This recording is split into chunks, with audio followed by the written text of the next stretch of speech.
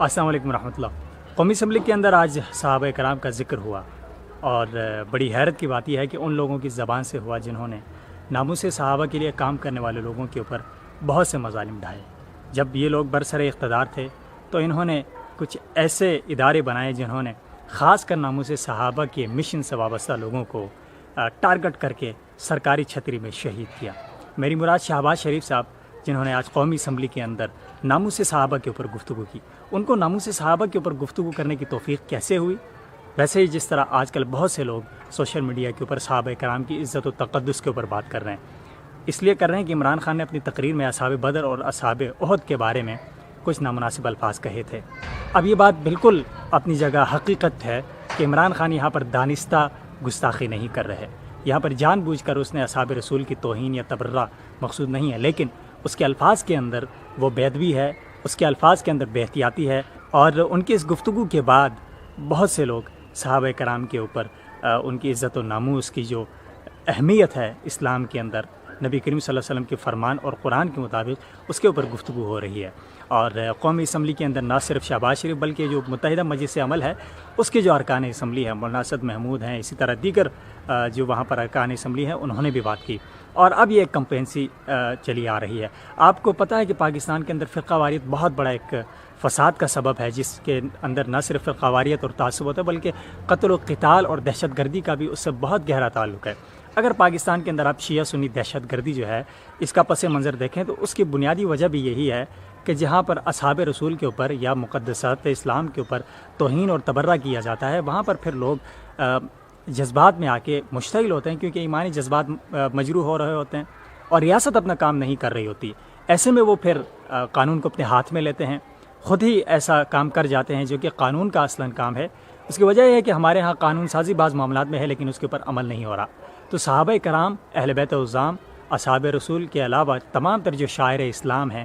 ان کے اوپر بدزبانی کرنے والے لوگوں کو اگر سخت سزائیں دی جائیں یا ان کو قانون کی گرفت میں رکھا جائے تو پھر پاکستان کے اندر سے فرقہ واریت جو ہے نا وہ 90% ختم ہو جائے گی۔ کم از کم پاکستان کے اندر جو سب سے بڑا مسئلہ فرقہ واریت کا شیعہ سنی کا ہے، شیعہ جو بھی عقائد رکھتے ہیں وہ اپنے آپ تک محدود رکھیں، وہ سر عام اگر بازاروں میں، اپنی مجلسوں میں، اپنے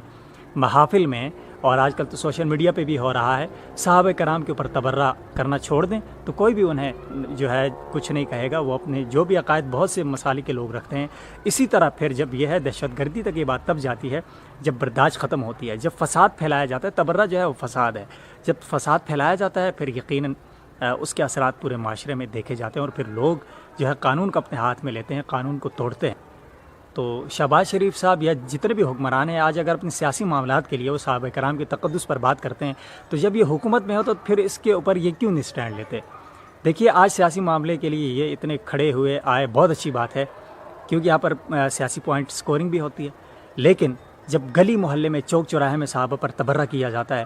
اس تبرہ کو روکنے کے لیے کوئی کھڑا ہوتا ہے یا اس کے اوپر احتجاج کرتا ہے، اس کے لیے گفتگو کرتا ہے تو کہا جاتا ہے فرقہ واریت پھیلا رہے ہیں، آپ فساد پھیلا رہے ہیں، اور آپ جو ہے جناب پاکستان کے اندر انتشار پھیلا رہے ہیں۔ تو دیکھیے اگر آج آپ کو سیاسی معاملات کی وجہ سے صحابہ یاد آئیں تو جن کے ایمان کا حصہ ہے، ہر مسلمان کے ایمان کا حصہ ہے،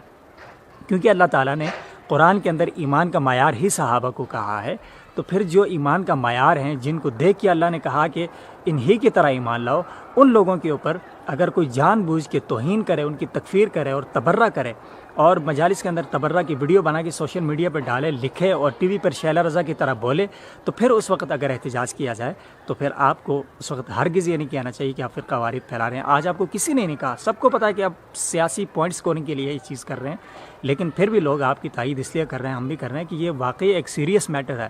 پاکستان کے اندر اگر آپ نے فرقہ واریت کو ذبح کرنا ہے نا تو پھر آپ یہ مسئلہ حل کر دیں۔ آپ ناموس صحابہ و اہل بیت اعظام کا ایک بل لائیں جس کے اندر قانون سازی ہو، جس طرح 295C ہے، اسی کے تحت قانون سازی ہو کہ کسی بھی صحابی رسول جس کے اوپر صحابیت جو ہے نا جس کی ثابت ہے، تمام صحابہ 1,24,000 جو ہے وہ صحابہ، ان کے اوپر کوئی بھی تبرہ کرے گا اس کو تعزیرات پاکستان کے تحت جو ہے وہ قانونی سزا دی جائے گی۔ پھر انشاءاللہ جو ہے نا یہ معاملہ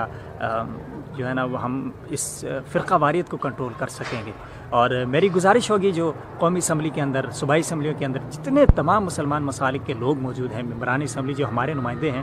وہ اب سنجیدگی کے ساتھ اس بات کے اوپر کام کریں کہ ناموس صحابہ بل پیش ہونا چاہیے۔ اس سے پہلے بھی مولانا اعظم طارق نے قومی اسمبلی میں پیش کیا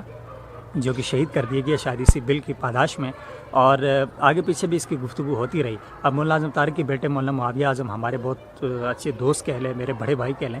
وہ بھی موجود ہیں، انہوں نے قرارداد بھی پیش کی۔ میری ان سے بھی گزارش ہوگی کہ وہ اپنے ساتھیوں کو، اپنے اتحادیوں کو، اپنے دوستوں کو ملا کے خود بلکہ وہ آگے بڑھیں، مولانا اسد محمود کے ہاتھ تھامیں، صوبائی اسمبلی میں یہ پیش کر دیں، قومی اسمبلی میں اسد محمود صاحب کو کہہ دیں، نون لیگ کو، باقی جتنے بھی لوگ ہیں، اس معاملے پر کسی بھی مسلمان کو تکلیف نہیں ہوگی۔ جسے تکلیف ہوگی یقیناً اس کے دل میں کھوٹ ہوگی یا اس کے ایمان میں جو ہے وہ شک ہوگا، جسے صحابہ کرام کی عزت و تقدس کے اوپر مسئلہ ہو۔ ناموس صحابہ بل پیش کرنا چاہیے تاکہ پاکستان کے اندر سے فرقہ واریت جو ہے کم از کم اس کا ہم سدباب کریں۔ ہم اس کا سدباب کریں گے، بہت سی جانیں بھی بچ جائیں گی، بہت سی فورسز جو ہم نے صرف اور صرف فرقہ واریت کو کنٹرول کرنے کے لیے بنائی، ان کے خرچے بھی بچ جائیں گے اور امن و امان بھی آئے گا۔